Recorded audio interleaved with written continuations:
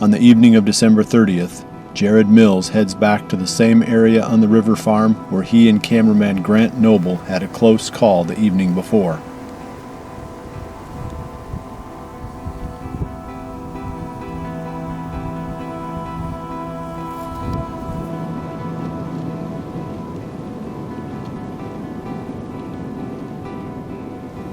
Alright, it's December 30th, and Grant and I are finally settled in here. We're in the same general area that we were last night, targeting Merino and almost having got a shot at Bob. But we've picked a different tree. We're probably 35 yards from the tree we were in last night. And the reason I decided to do that was just because we got picked off in that tree when we were trying to maneuver to get a shot, to get Grant a shot at Bob. So we moved a little bit further back, found a big sturdy pin oak, just because we have about 30-mile-an-hour gusts right now. It's real windy, really cold. I think the real field temperature is somewhere around probably 10 degrees. I'm not sure how well they're going to move with these high winds, but I think if they are going to move, it's going to be in a spot like this where there's a little bit of protection here in the timber. This property is very flat, so there's not really any topography that's going to block the wind from them. So I think they're going to travel through this timber rather than out in the open CRP. So that's the game plan tonight. I think we have about as equal a shot of seeing Merino as we do Bob. Either one could come through this spot. Just hoping one of them does.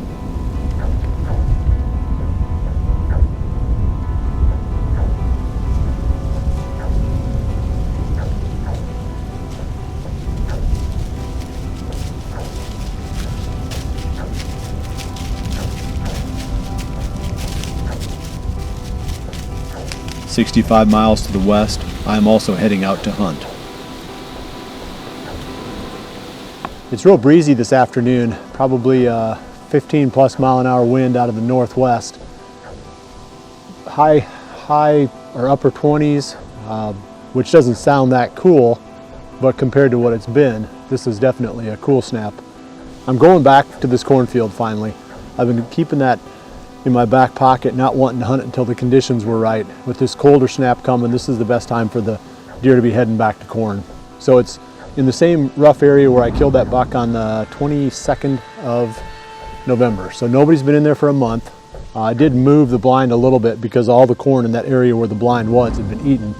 So I kind of shuffled it over to a new spot where there was still a little bit of corn left. I'm gonna be glad to be in a blind with this cold wind blowing. That's gonna feel a lot better than being up in a tree tonight.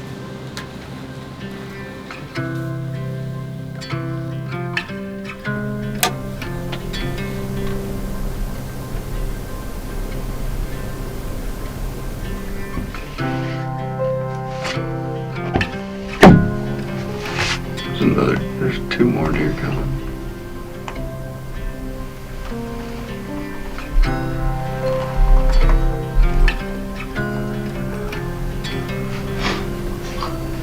There's just deer everywhere.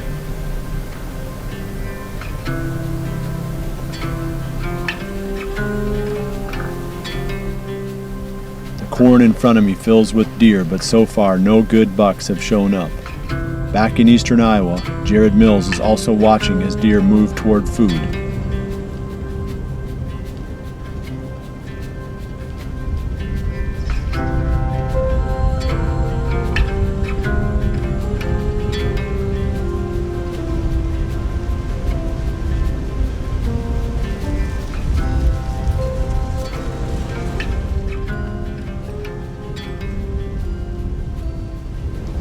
You see him?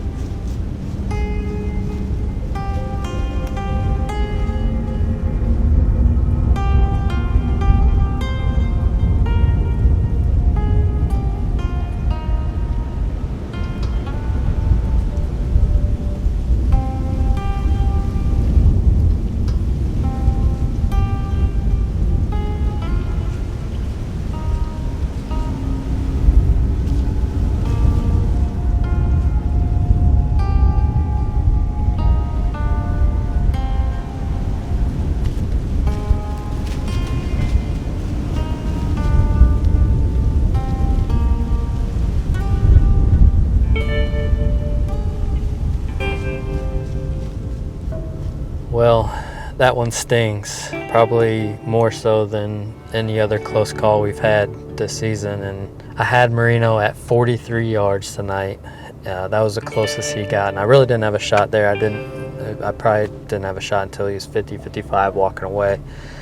But it was weird because all the deer kind of relaxed after that. We had a doe 5 yards from our tree, just perfectly relaxed. That big broken 4-year-old was probably 8 or 10 yards from our tree. Nothing ever looked up at us, so I thought we were going to be in the chips. They kind of started working on my side of the tree, which would have been a chip shot. But then they swung all the way out and around us and kept on their way. And it was just weird how it transpired that they never gave us an opportunity, or Merino never gave us an opportunity. But we'll see. Maybe we'll get lucky and have another chance, but maybe we'll be able to put another buck on the ground. Like I said, we're not going to quit hunting. We're going to try to finish the season strong.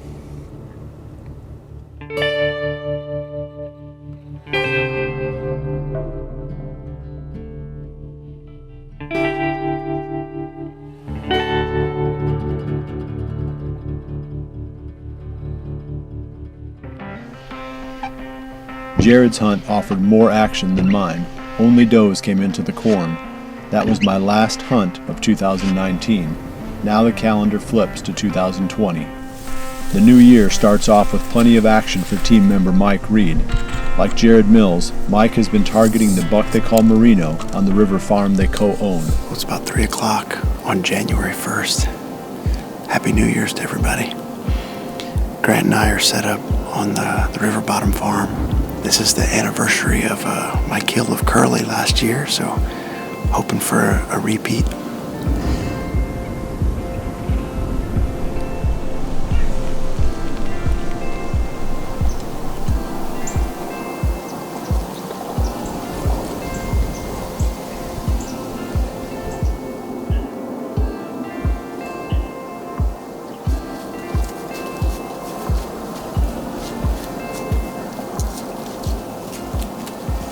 Mike sees plenty of bucks, but Merino is not one of them. The following day, January 2nd, Jared again targets the big 10-pointer. True to form, the buck steps out but stays beyond bow range.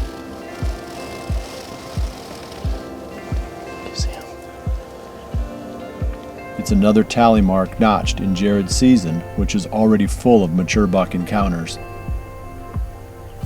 Josh Sparks spent the first few days of the year on the farm he helps manage, sharing deer camp and the memories it produced. My first Iowa giant. 2 bucks hang on the meat pole, and with 4 days remaining, Josh focuses on filling a tag of his own. On the evening of January 3rd, Josh heads to the same redneck blind where he encountered the tight 8, his target buck, back on December 6th.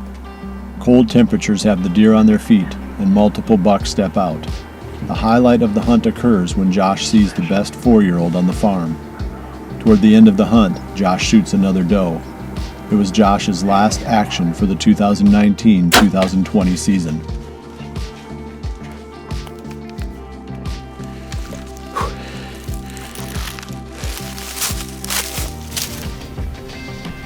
Owen Rigler was also out for his final night of hunting, targeting the buck he calls Picket Fence.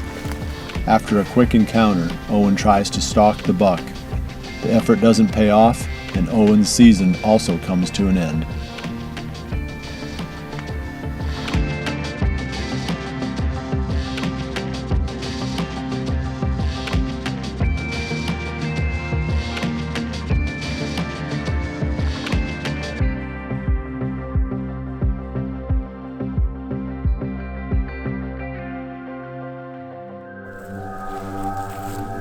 Mike Reed and Jared Mills both head to the river farm, hoping to finally catch up with the highly visible but nonetheless elusive buck they call Merino.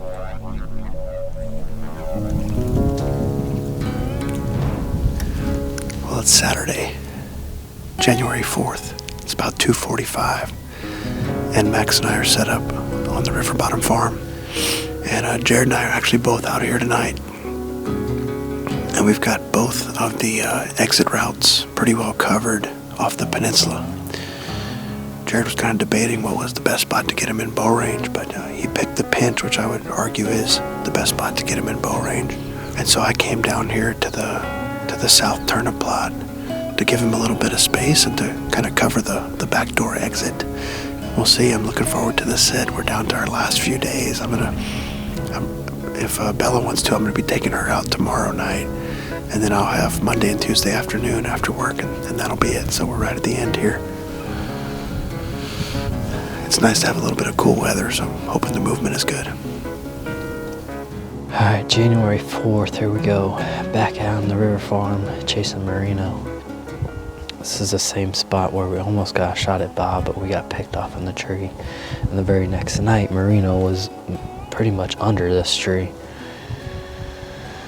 And we were about 40 yards up, so obviously he likes to come through here, but it's a 50-50 shot. Mike's also hunting tonight a few hundred yards away over on a turnip plot.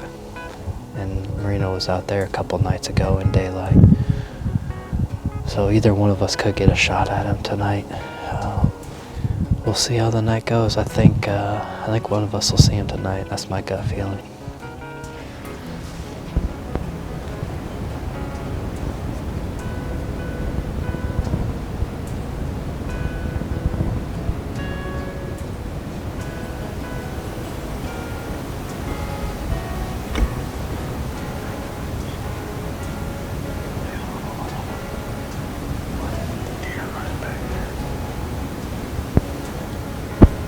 Well, it's 4:15 right now. We've been watching deer probably the last half hour and just got a glimpse of merino. He's walking out pretty much right towards Mike, following a bunch of other deer, and all of a sudden they all ran back in. So I'm not sure if they got spooked by those guys or what happened, but they're all back here in the timber, kind of working away a little bit. But they're definitely moving, so we'll see how the rest of the night plays out. There's a trail of them coming. I can see 6 different deer coming, all in a line.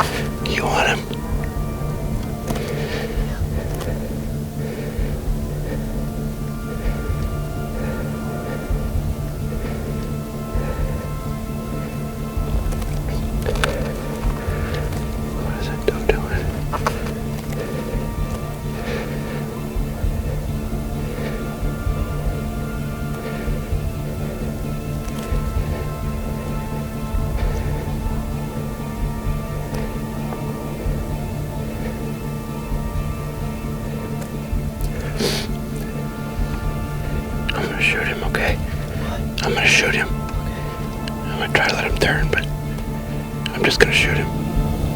You ready?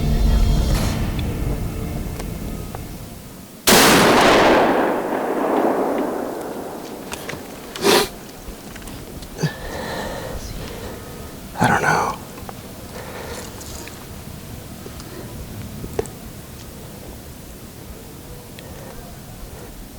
Did the gun misfire? Did I miss him? I don't know what happened. I mean, I didn't want him to get too far out in the plot because I thought it was just a matter of time till they'd get their wind. And we had one doe in the bunch that must have caught us moving up here, talking, trying to, figure out where he was. And I mean, he's only 95 yards away. That's a chip shot with this muzzleloader. And like I said, there's a few little limbs coming off of this maple branch. and I guess I could have deflected off of one of them. I don't see that I hit any of them, but that's a little bit hard to see. Anyway, a nice big target. It was his whole chest with that muzzleloader, but I have to get down and go look for blood. He didn't look hurt running away. At first I thought he had stumbled and tripped, but I think he was just ducking under that tree limb when I watched the footage back. So I think after 7-8 encounters, he's gonna live to fight another day. Pretty dang frustrating.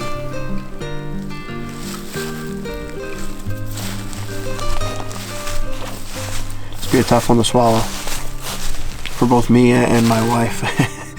She's grinded out this season as much as I have, dealing with the 5 kids at home and letting me come and hunt. And I know she wanted nothing more than for me to fill this last tag. But here we are. Pretty frustrating after all those encounters, but we'll keep our head up and keep after him.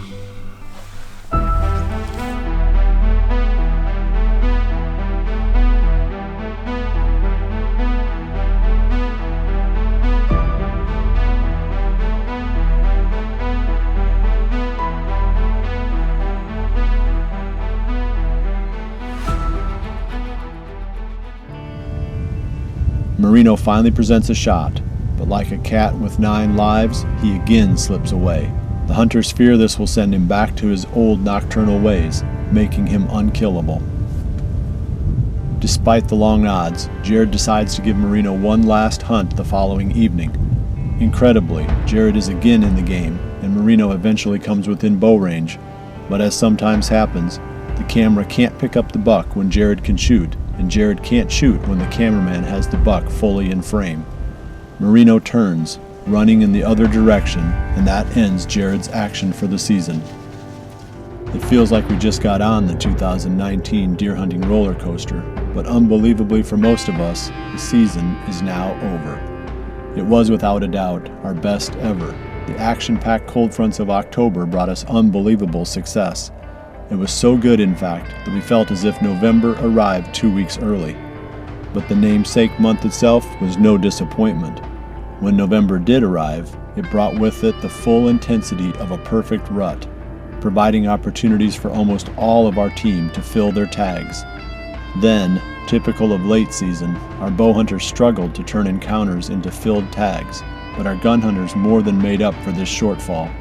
Late season is always full of highs and lows, and despite the overall poor weather, it delivered good action. As most of us are putting away our guns and bows and starting to think ahead to the next season, one of our team members is still going strong. Jeff Deets is taking advantage of the fact that Illinois' bow season ends several days after Iowa's. During the second half of January, the weather turns cold and snowy, perfect for late season hunting.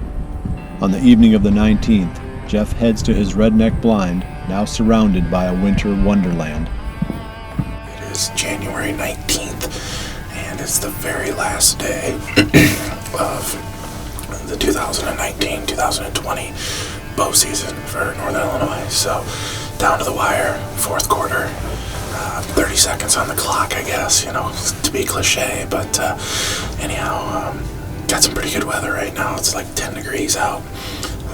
I came in here last night, had a pretty good sit, saw at least 25 deer, so, saw some different groups a couple different times, but for sure, that a few different bucks and stuff that I haven't really seen a whole lot of this year.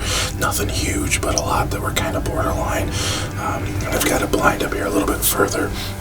I thought about debating going in there, but, that would have been sacrificing our wind, and even though it's the last night of the season, still probably not going to get a mature buck to come in, downwind, and not going to give up, hunting conservatively, I guess, so to speak, the way we've hunted all year, but, at any rate, so last night of the season, hopefully get some action here pretty soon, and, hopefully be bringing you some activity shortly.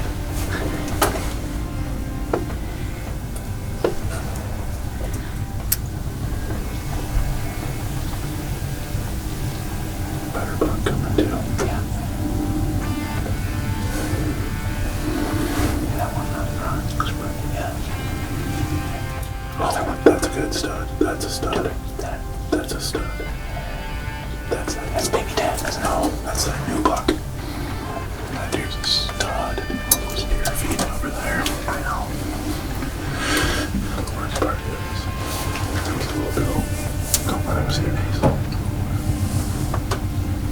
So many eyes out there right now.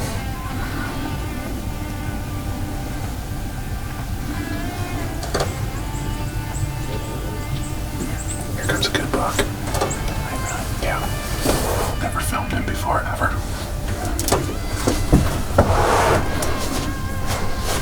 There's two mature bucks out here. Yeah. Which one you guys usually come? Whoever gives me a shot. Yes.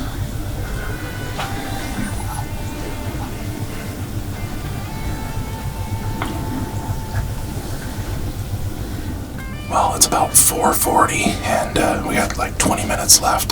Got the buck I call Baby 10, who I've not laid eyes on since 2015, out here with another buck, Arthur, who just showed up on the farm about Christmas time. They're about 80 or 100 yards. They came out with a bunch of does and stuff. We got some beans behind us, so we're hoping that maybe there's just a chance, since they didn't leave with all those other does, that they'll work their way down to us and getting these beans behind us. Otherwise, regardless, it's been an awesome sit. Just to see those shooters on the last night of the hunt's pretty cool. So it's a little frustrating that they're standing right next to the other blind down the row here that we thought about being more aggressive and going to, but either way, I think most of those deer were bedded probably pretty close there. So if we'd have gone down there, that probably would have messed it all up. We're just gonna sit this out till the end. With any kind of luck, maybe they'll work their way our direction. We'll see what happens. He's going in the shrubs. He might come in the valley, right? There's a deer on him. Or there's something. Okay. Looks like Baby's coming in that valley. Here, I gotta sit in your chair. Alright.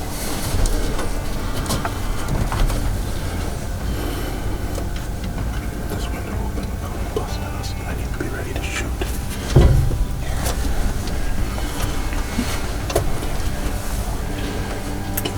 Get rearranged. Okay. Who are you on? Yeah, I'm on. It's Baby 10. Okay.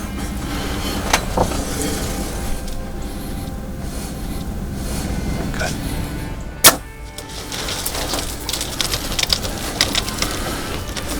Nice job, man. Nice.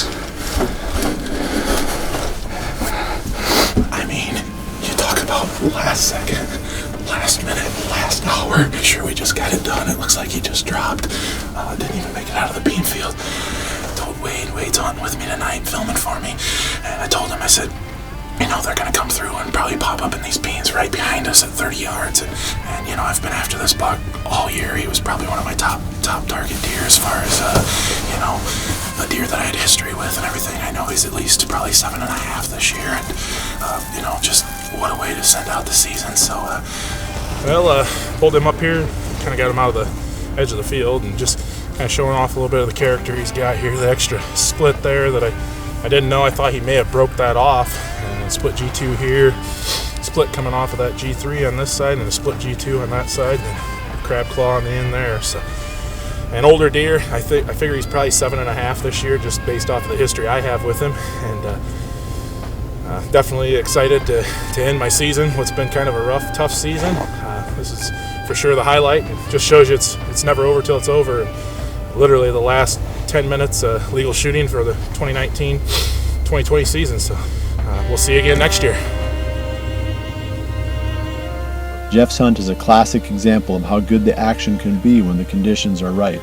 Cold weather and a prime food source within bow range. Our season is now officially over. And as great as it was, we will share these memories for years to come. And now for the epilogue, the Where Are They Now part of our story. Mike Reed experienced the best season he has ever had, harvesting his biggest buck to date in dramatic fashion and tagging an equally impressive buck in late October. However, the buck named Marino slipped through his fingers, and now Mike waits to see if that deer made it to the next season. With a solid list of up-and-coming bucks on his home farm, including the big 9-pointer he saw in December, Mike works hard to get that property ready. Jared Mills was also dealt a loss by the legendary Marino, deepening the bowhunter's desire to finally catch up with the buck. That quest, like Mike's, will play out this coming fall. With high expectations for the project farm, Jared focuses on getting food plots established and hopes that this property will produce even more action in 2020. Finally, Jared discovered that the big 10-pointer he came so close to killing made it through. The buck will also be a top target this coming season. Josh Sparks spent much of the 2019 season hunting public land, encountering many good bucks along the way. However, things never quite worked out, and Josh ended his season without killing a buck. After moving closer to the farm he helps manage, Josh's focus now turns to finding a piece of ground of his own to hunt for the 2020 season. By early August, Josh has accomplished that goal, finding an awesome tract that is sure to contain several good bucks. Drake Lamb is riding high after his stellar 3-buck season, including the giant he harvested on the CRP farm he gained permission to hunt just as the season opened. Drake has been working hard during the off-season and has secured permission on several more pieces of great whitetail land. With the summer preparation in full swing, we can't help but long for the days when the woods will once again be filled with color. We think of the crisp feel of the grass underfoot on a frosty morning. We remember the sounds, the soft rustle of falling leaves in the big timber, and the explosive crunching of lightning-fast chases through the hardwoods. We all live for it, and each day now brings us closer to reliving this dream. Very soon we will once again be chasing November.